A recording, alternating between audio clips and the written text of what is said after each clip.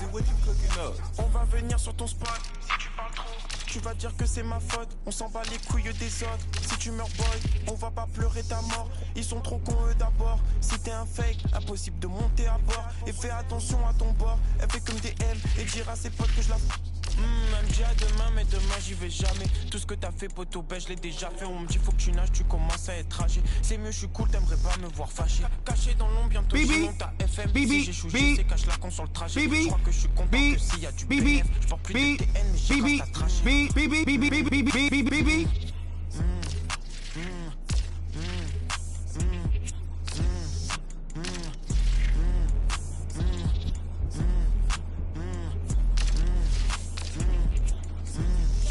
J'ai toujours su me comporter. Toi t'as fini en compote. C'est que des frères, pas des potes. Toi t'as une team de salon. Si tu veux je le fais en contine. Il voit des elfes et des ondines. Je vois que des traîtres et des vendus. C'est la vraie vie qu'on te tend. T'en redemandes donc c'est sûr je réponds. On fait le taf et après on l'éponge. T'es pas le sang RAF, t'es un bon. Le premier qui bronche on lui fait goûter le fond. Je respecte les codes, j'ai rien vu, rien entendu. Ma ville te punit si tu veux jouer le con. Je respecte les codes, j'ai rien vu, rien entendu. Ma ville te punit si tu veux jouer le plomb.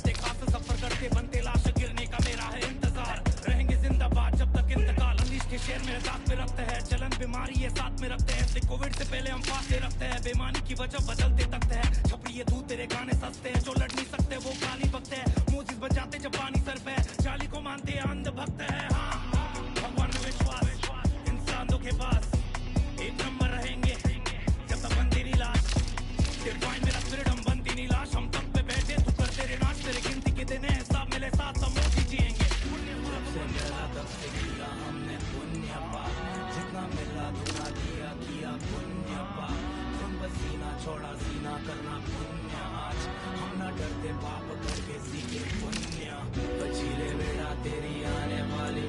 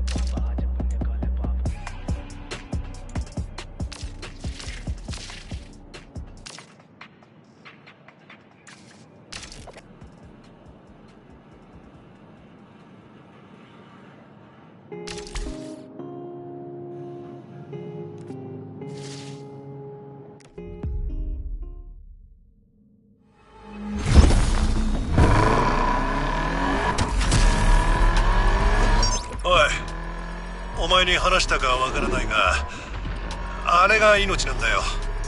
そう、あれのことだ。なんだったかな。あれだよ。くそ、いつも忘れる。ライデル、気持ちはわかるけど心配しないで。ベ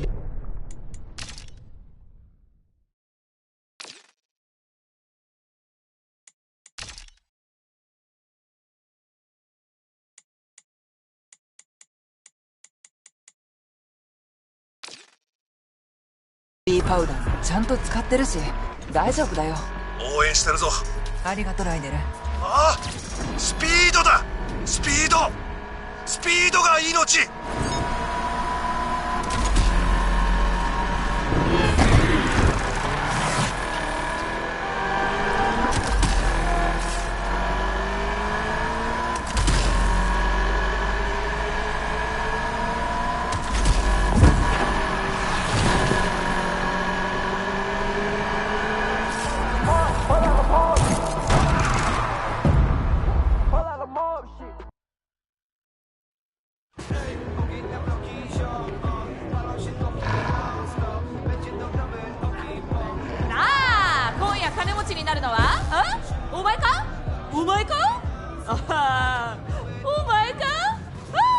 わかるやつにはわかるよな。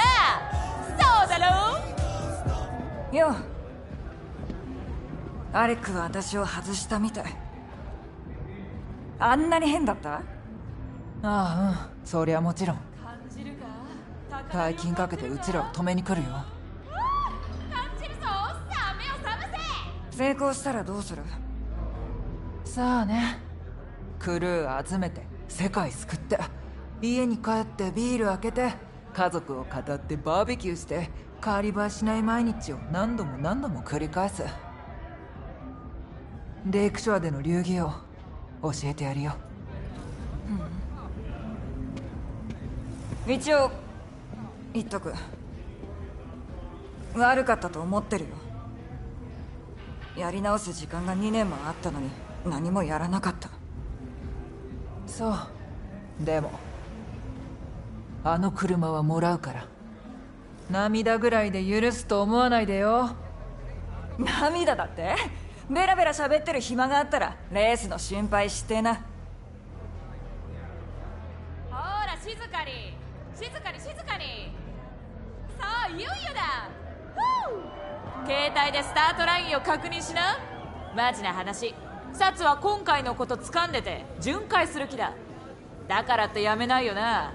よーし、お待ちかねのレイクショーグランドの時間だ。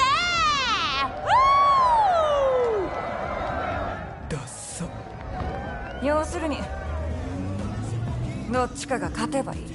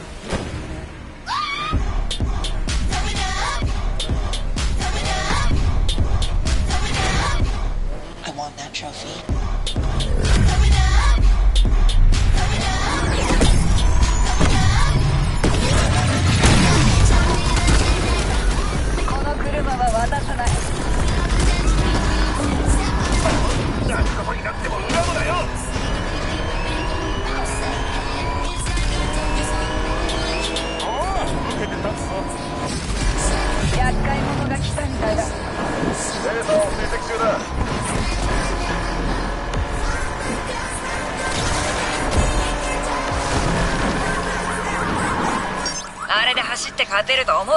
心配か？かもね、あんたの安全が。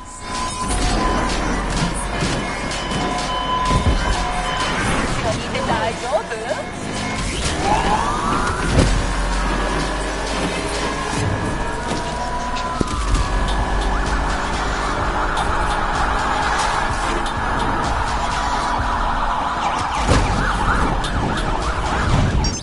れで大丈夫？お前のチューンじゃないからね。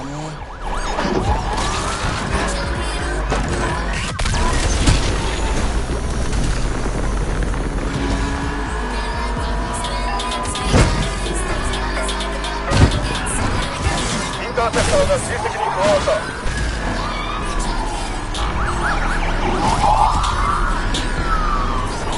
やらせねえぞ。まだレースの世界にいるとはね。とっくに燃え尽きてると思ったよ。そういう話なら今はめちゃくちゃ燃えてるよ。ザ・メイルが迫ってるぞ。お前が勝ったら痛い目見るぞ。容疑者から目を離すな。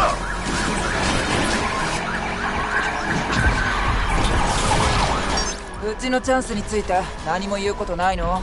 悪いけど今忙しい。また今度にして。心配しないで。いつだって次がある。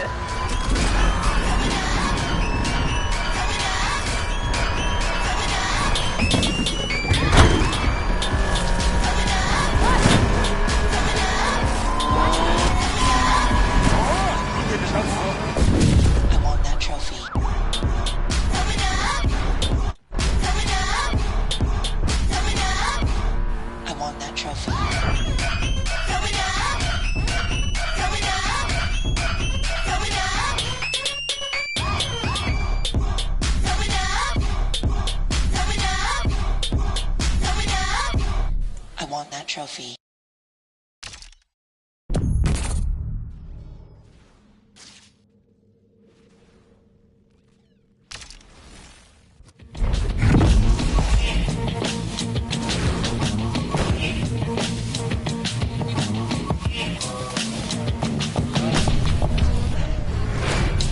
Watch. Some guy, huh?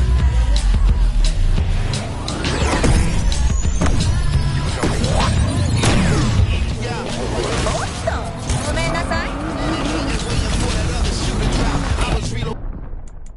This whole operation to the top for you to copy and paste in case you forgot. I'm sure Ahí estoy.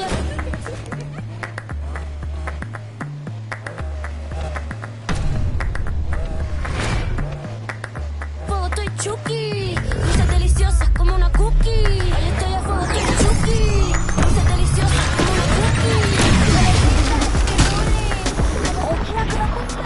私に勝てると思ってるなんてね。厄介者が来たみたいだ。被疑者を追う。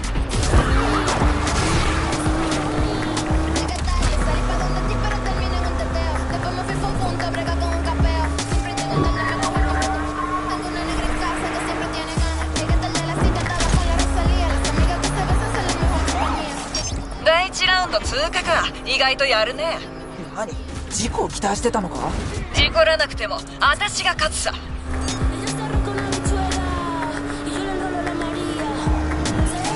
掛けるタイミングを見計らってるだけ。司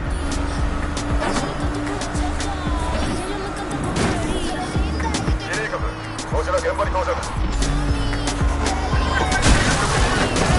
金をもらうのは私のようだな。お望みなら手加減してやるよ。何をするんだ？バックで走ってやる。やればラップタイムが縮まるかもね。誰か追跡って言ったか？こちらインターセプター。全力で被疑者を追う。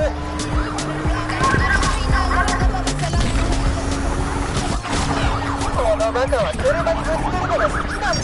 ねえ、今度は何ジャスミン？まだ諦めてないのかと思って。目を閉じて走ってるのか？だったら説明がつく。この車が大事なんじゃないのか？マジかよ！やられちゃった！こいつ切れると何をするかわからない。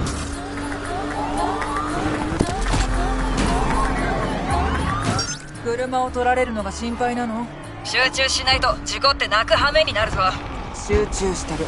車を取り戻すことにね。もっとやれるだろ。まあ私の買いかぶりかもしれないけど。肩に派手に当てられた。司令局、こちら AWD、現場に到着。被疑者を追う。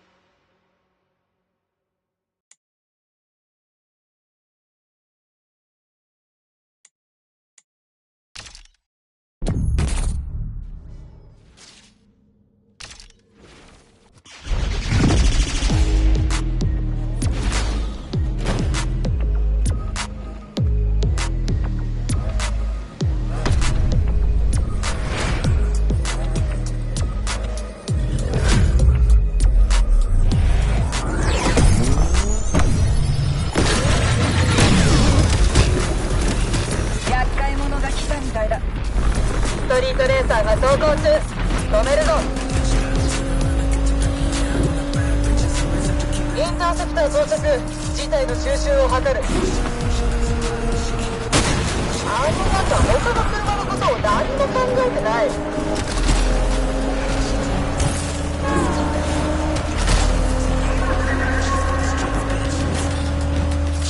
どうしたジャスミン、連絡なかったけど。レースに集中してたんだ。あんたもそうすれば。もちろんそうしてるよ。そして車の奪還に一歩近づいただろ。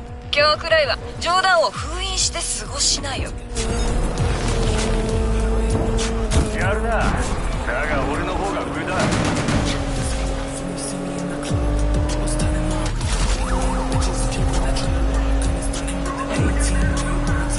あんたが塗装を選んだの？ああ、なんで？やりたい仕事って服装でわかるだろ。あんたピーロンになりたかったのか。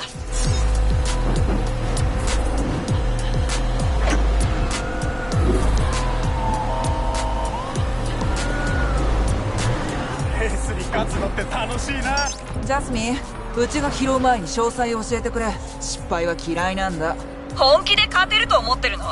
思ってるわけじゃない。だね、あんたはそういうやつだ。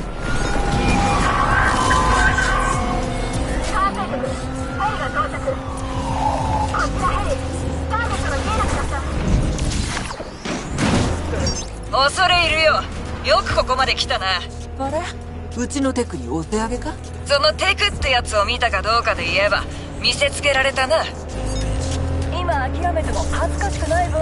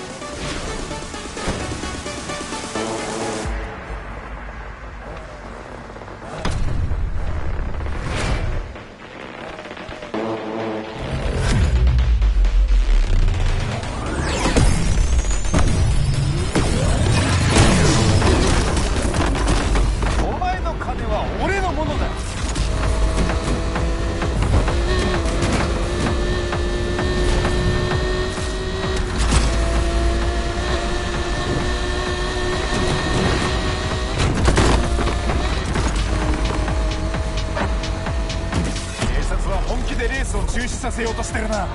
司令局、容疑者のすぐ後ろについた。こちらアンダーカバー、すぐに。ラストだ。この緊張耐えられるか？うちは2年間耐えてきた。我慢するのは体に悪いぞ。楽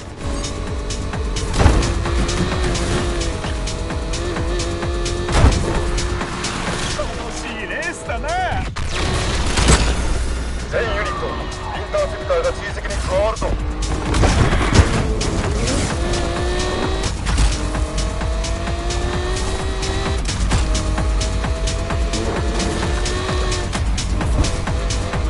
アンダーカバーが容疑者の追跡に加わる。今の分かっただろ。俺たちも追跡に加わる。最後の運転を楽しみなよ、ジャスミン。すぐにお別れだ。ああ、世紀の一戦になる。間違いない。今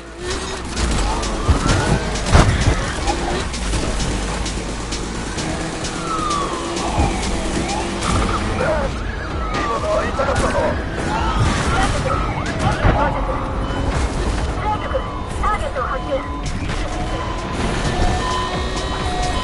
司令局到着した。早く終わらせよう。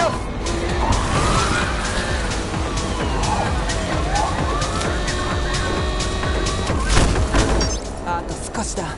今までの借りは全部ここで返す。はいはい、それは私のセリフだけどね。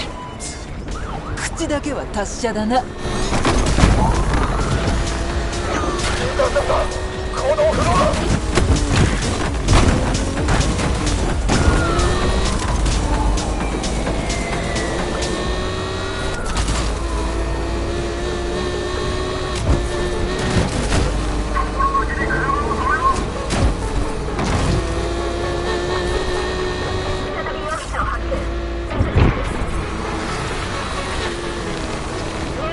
ラストストレート、もうすぐゴールだ。それ本当にゴールか？うちにはわかる。もうすぐ勝つからね。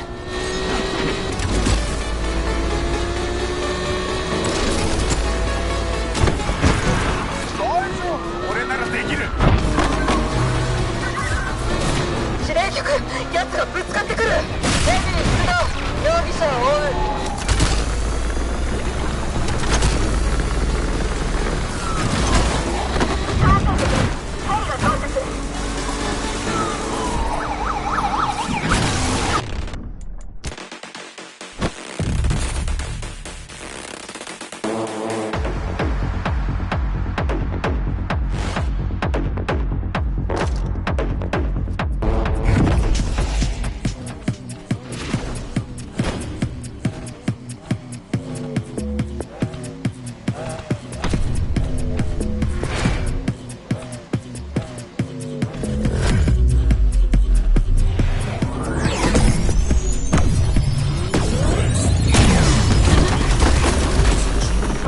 この車に近づくことはできないだろうな。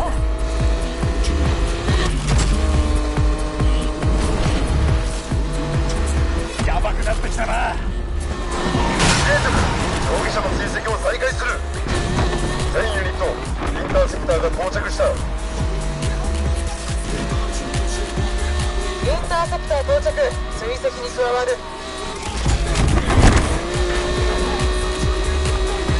ラストだ。この緊張耐えられるか？うちは2年間耐えてきた。我慢するのは体に悪いぞ。エビーはいつでもこのバカを道から押し出す準備はできてる。仕掛けるタイミングを見計らってるだけ。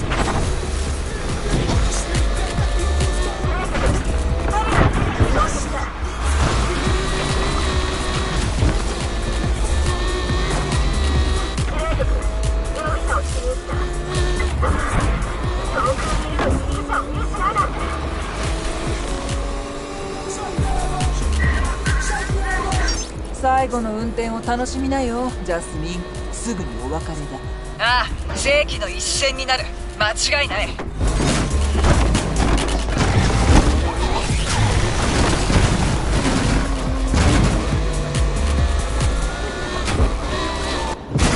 司令局、市民が巻き込まれてる。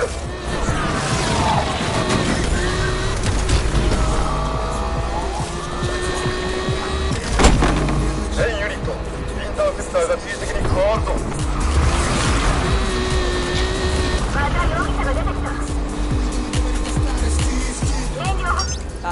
しだ。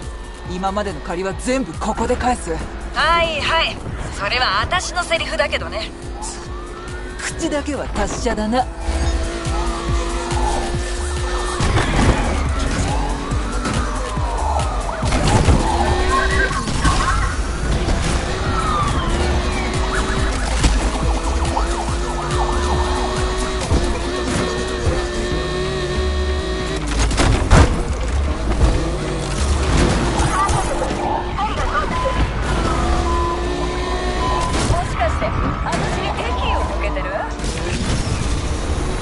ラストストレート、もうすぐゴールだ。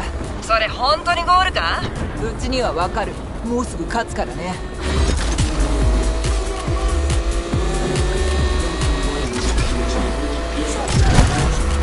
サイドベッドにも勝てないのに、どうしてこの車を手に入れられると思うんだ。インターセプター到着。サポートする。逃げ者が衝突した。おい、もう無理そうだ。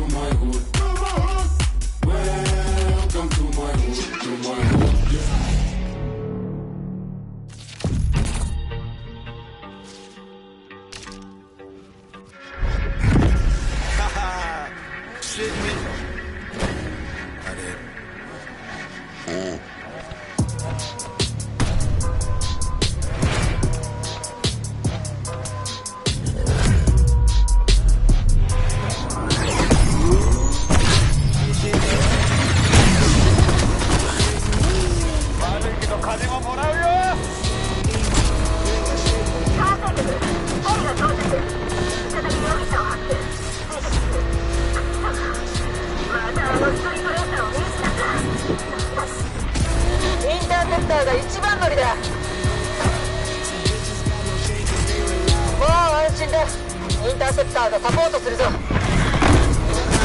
奴の車はボロボロだぞ。ラストだ。この緊張耐えられるか？うちは2年間耐えてきた。我慢するのは体に悪いぞ。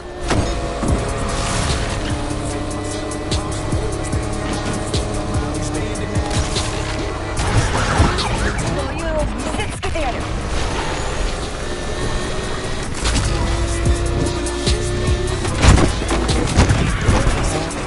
もしかして私に敵意を向けてる？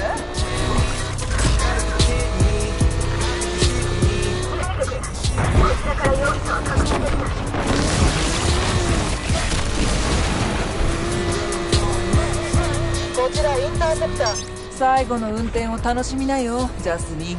すぐにお別れだ。ああ、世紀の一戦になる。間違いない。エミーが到着。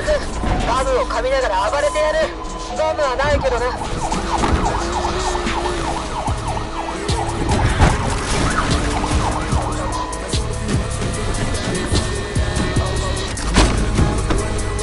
インターセプター到着。逮捕をサポートする。あんたの最後の粘りを見せてもらうよ。あと少しだ。今までの借りは全部ここで返す。はいはい、それは私のセリフだけどね。口だけは達者だな。全ユニットへ。こっちはヘビー離脱する。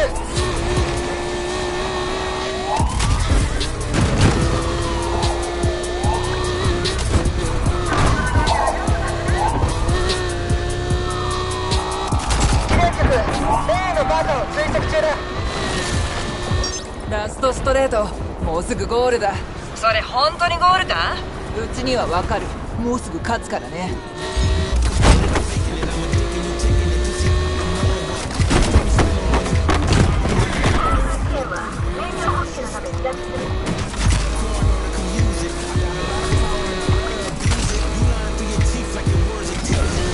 インターセプター到着。サポートする。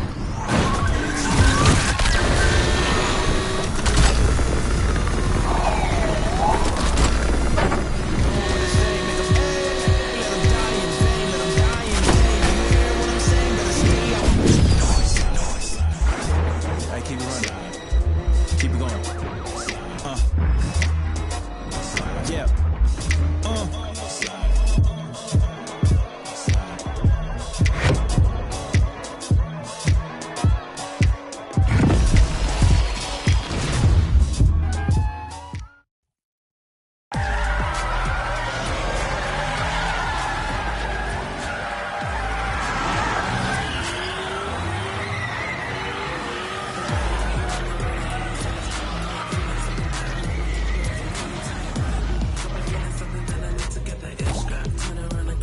ジャスミン、おい、すごかったぞあんた。やったね。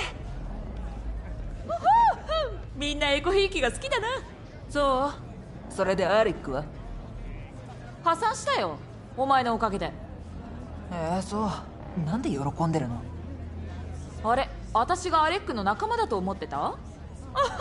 何度言えばわかるのスピーディー。一点買いはしちゃダメって言ったでしょ。私は勝てば勝ち、でも負けても勝ってるんだよ。勉強になった？信頼なんてない。いや、違うよ。ねえ、乗ってもいい？おい、報酬だ。気をつけろ。前に乗った時よりパワーアップしてる。パワーアップ？きっとライデルも改造したとこ知りたがるよ。本当？車をガレージまで運んでくれる人がいる。遅れないでよ。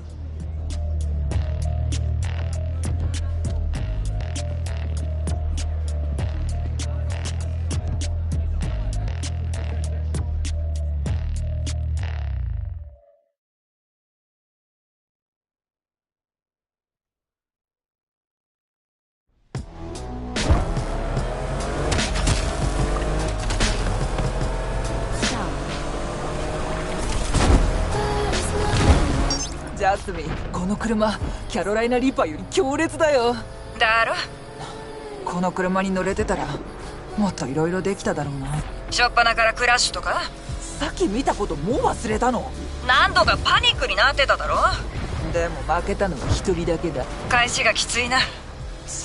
飛ばしすぎか？もうちょい手加減してくれ。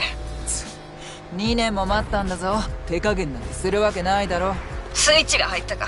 警告はしたよ。ずっと手を加えてきたんだね。昼夜惜しまずな。わかる。こいつでもグランドで勝てなかったなんて嘘みたい。その話はもうやめて。そうはいかないよ。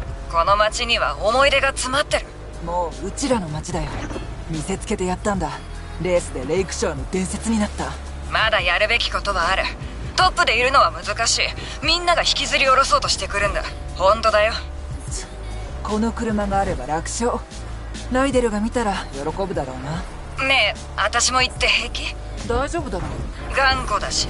最近鏡見た？私は違う。マジで言ってんの？ D リングでジャンボチリサンドの全部乗せを頼んだ時のこと覚えてる？それがライデルは「おい食い切れないだろ」って。だから？そして口に詰め込めるだけ詰め込んでライデルの全身にぶちまけた。でライデルは？サラダを頼むならくっつかないやつにしろ。会いたいな。ライデルもそう思ってるよ。どうだか。間違ったことを認めるんだ。間違いといえば何？みんなこのドラマが大好きさは。ったく、いい雰囲気をぶち壊したいのか？何？私だけ責めるの？どうかな。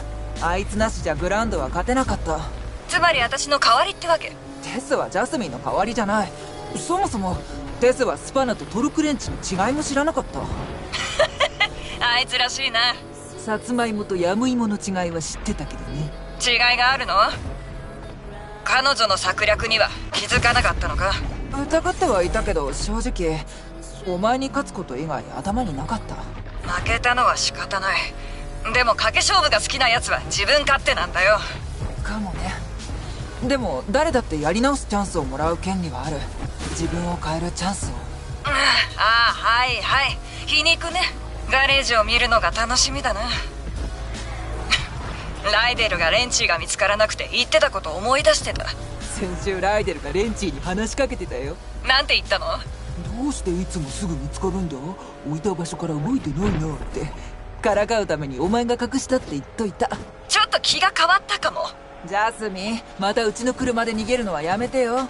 約束はできないね。最初の頃覚えてる？ああ、もちろん。失うものがない機械マニアたち。すぐ全てをものにするって思ってた。そう思ってたのはあんただけ。私は現実を見てた。かもね。でもあのジャンプをさせたのはお前だぞ。始まる前に終わってたかも。でもあのスリルは捨てられないよな。そのために生きてる。あれが命なんだ。やめてくれ。でもそうだな、全部始まったばかりだ。言えてる。それにガレージにはまだ足りないものがある。え？ジャスミンの技術さ。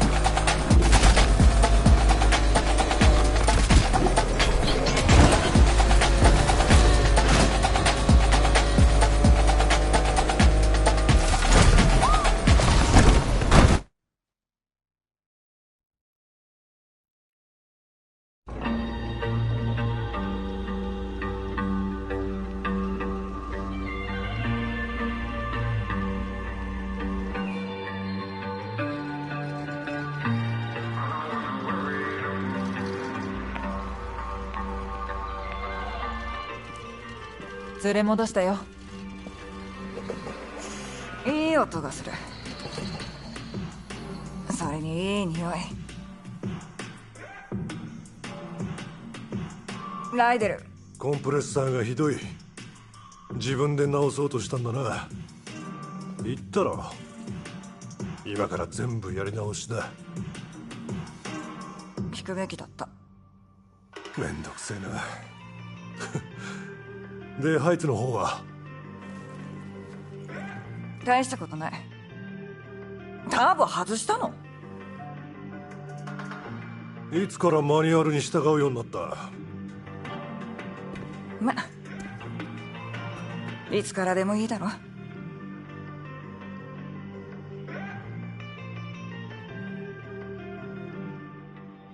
そうだな。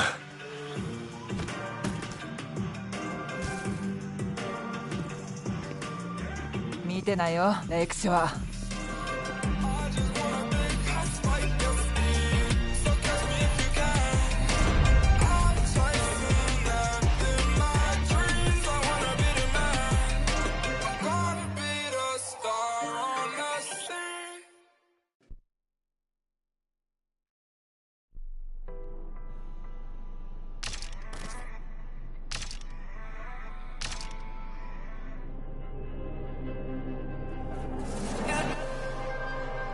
Street racing started in the street, right? So it's street. Hip hop is street. When you think about urban wear, which is skateboarding brands, which is called streetwear, it's all from the hood. And it doesn't necessarily mean it has to be a urban metropolitan or like hood. It's just for racing, for hip hop. Oh, as far as the correlation in hip hop, street racing, the big rims and shit like that. Spinners were made to try to cool down exhaust and all of that shit. We took it to hip hop in the early 2000s. All the ballers had spinners on their trucks and all of that shit, 24-inch rims. Even decking your car out. The car culture is really like essentially a street and hip hop culture. Struggle, that's what everyone comes from. So hip hop started from struggle. It was people who would take their parents' records, right? And they knew that in the beginning of this record, it's 10 seconds that the drum is just looping. what they'll do is put that on the Serato turntable, and then they'll loop that 10 seconds, and that's your beat. Then they'll take another record, put it on the other side of the turntable, and that gives you your percussions and your hi-hats. And then they just take a microphone and rap. Hip-hop was, the foundation is built off sampling initially, like essentially.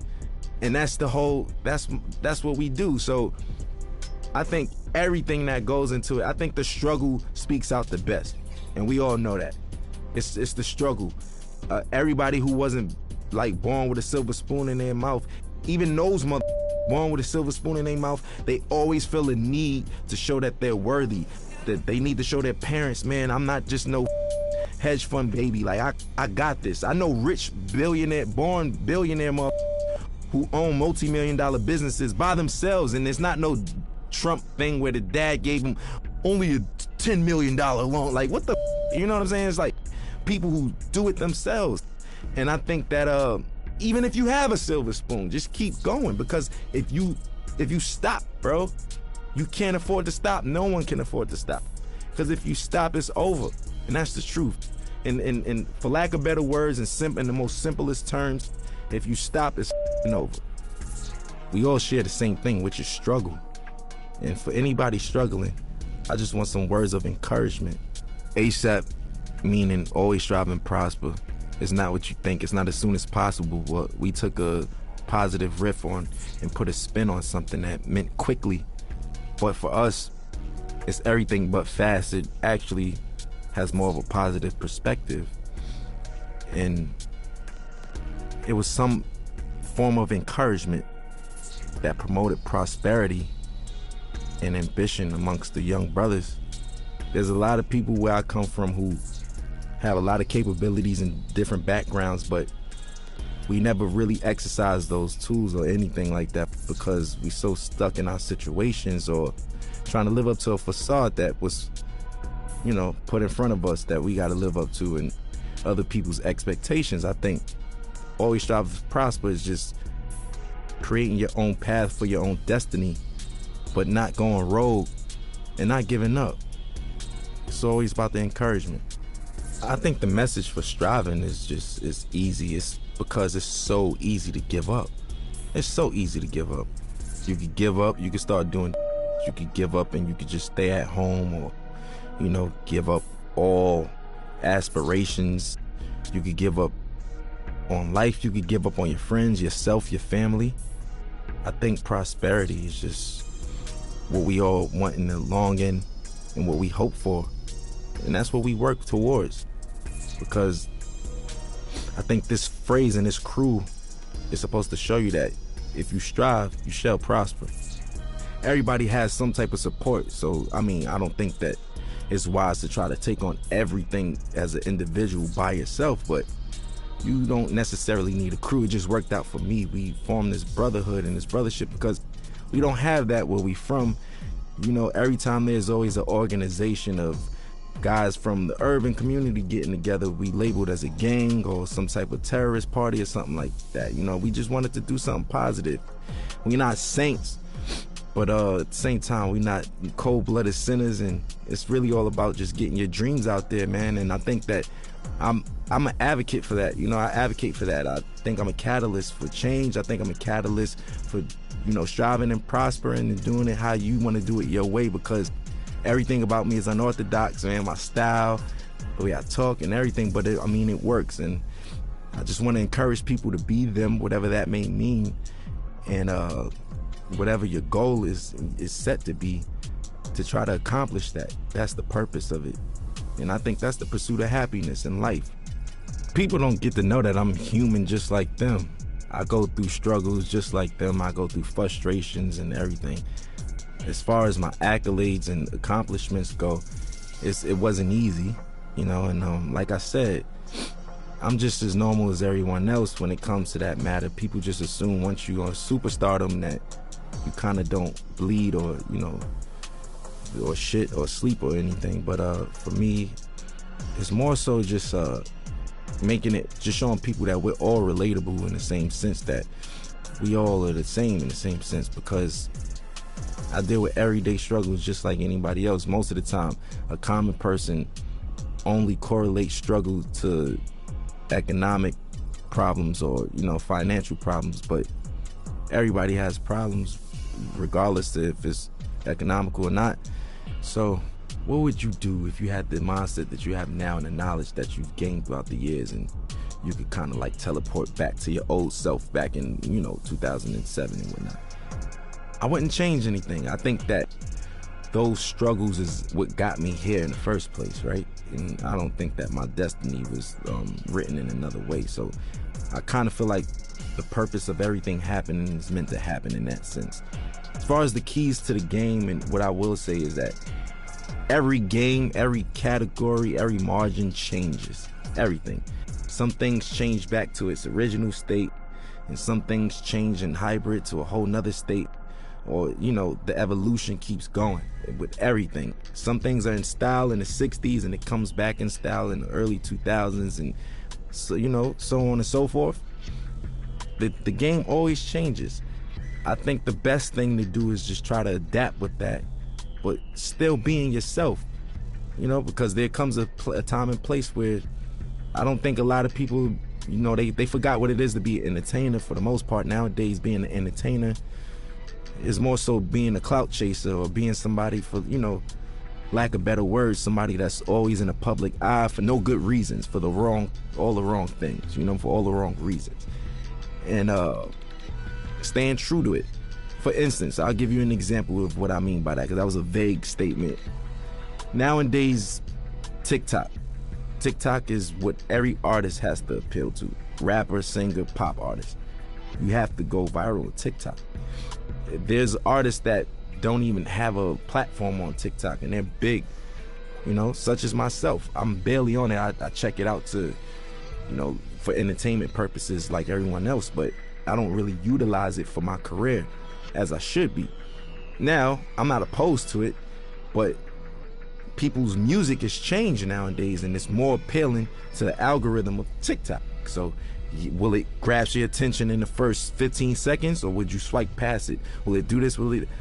All of those factors don't even matter to me, especially when I'm making music, because I know the name of the game is to stay with the time and flow and new swagger and pace of things, because there's always a radical change in whatever you do in any industry.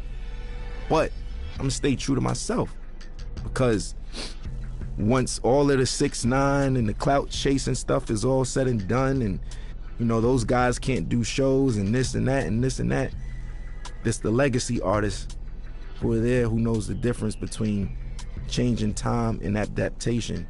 And that's the point I'm trying to make. For me, morally, I just want my son to be open-minded, creatively, everything, you know. Personally, I just want him to be open-minded. Nobody wants a bad seed, right? So we all pray for the same thing. I just want to have a normal child that expresses himself through his art or artistically, and, you know, something like his dad in that matter. You know, I want him to be free, man. Like, I don't want him to discriminate against people, prejudice, none of that shit, you know? None of that bullshit, man. My stage name isn't my real name, which is named after the God MC Rakim himself. I felt like that was like if I was a basketball player, I got named Michael Jordan. You know, that's like somebody in this day and age being named Jay-Z or Kanye, like, you know? Like, that's what that's equivalent to. I felt those shoes were so big to fulfill. I felt like I needed to earn my right to even call myself that. Just me, personally. Internally, I felt that way, and I got his okay, and, you know, my nickname I got from Mos Def, Pretty Flacco. His is Pretty Flacco Bay, that's why yeah, so I get all my names from like rappers and stuff, and as long as I get the green light, I run with it, and I just try to make them proud within my legacy and lineage. Like, I just want to do the right thing and knock down doors that they never did and accomplish things that they never thought that they could do. Because whoever comes after me got to do it bigger and better, you know, and that's all I want to do, is just make sure that we line it up for long legacy in this genre, man. We still strong, going on 40 years, man. We still here. I want to make everybody proud, you know? That's just me. I'm eager to do that. I want to make everyone proud, honestly, you know, and even you guys, just being able to say, I worked with that guy. You know what? I respect his shit. I like his shit. I'm proud of that kid. Like, I with him. That's what I want. That's what I'm in it for. That's what I do it for. You know what I'm saying? And that's never gonna change. I'm never gonna be too egotistical to say, oh, you know, I'm richer than the rappers I was named after, and I did this and that, and I don't give a, you know, that's just whatever. You know, that's just not my motto. That's not my thing. That's not my swag. So for me, I just want to make everybody proud because I'm a student and I'm always learning. And, you know, the gratitude from certain people and individuals and validation is what counts, you know.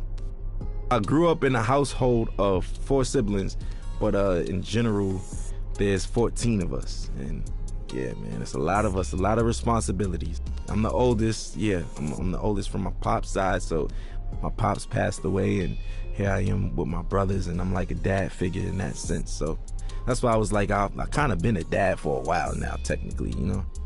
It taught me I was just a weird man. I was like different from all of them. I was a strange one, you know what I'm saying? Like, I like the weird shit, like music that people wouldn't even suspect me to like. Like, what kid you know like Bob Dylan and Buddy Holly and these motherfuckers and shit, you know what I'm saying? Like, listening to Bob Marley and Buju Banton, and I don't know. I'm just, do you, because where we from, it's supposed to just be, yo, I only listen to mother, you know what I'm saying? I only listen to hoodie rap. That's it. I'm a killer. You know what I'm saying? That's the attitude. But now it's just like, if you're not on that, you advocate for and all that. If not, it's just, you know, it's braggadocious shit. Not to say that I don't have that in my rhymes. That's just the culture we come from. But I think that there's more to me than just like that layer of just braggadocious, lackluster shit, you know, that everybody's doing, and the layers go way deeper than that, you know. And I want you to invent your own style, right? On top of that, your rapping capabilities have to be God level. And when I say that, I mean you got to be able to go on your index and pick different flows, different cadences, and, you know.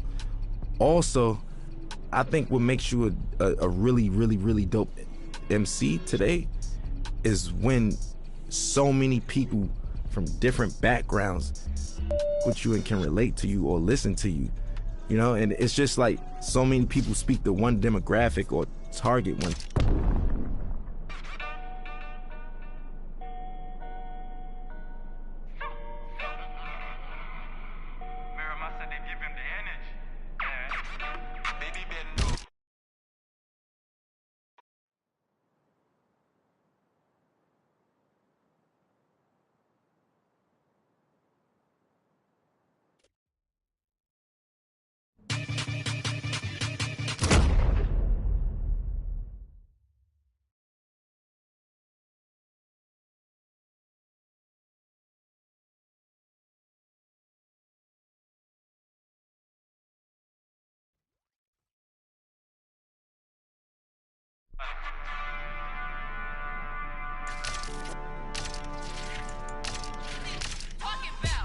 Talking about a million for the summer house. Love it when the sun be out, cause we be out riding around in that thing with the center roof, and the inside it forms like a cantaloupe. Got a Grammy and that just the interlude, y'all. Lucky I ain't snatched the other two. Got a lemon that sit on the ear ring, and that glimmering like bling. Dance on the moon to be like sing.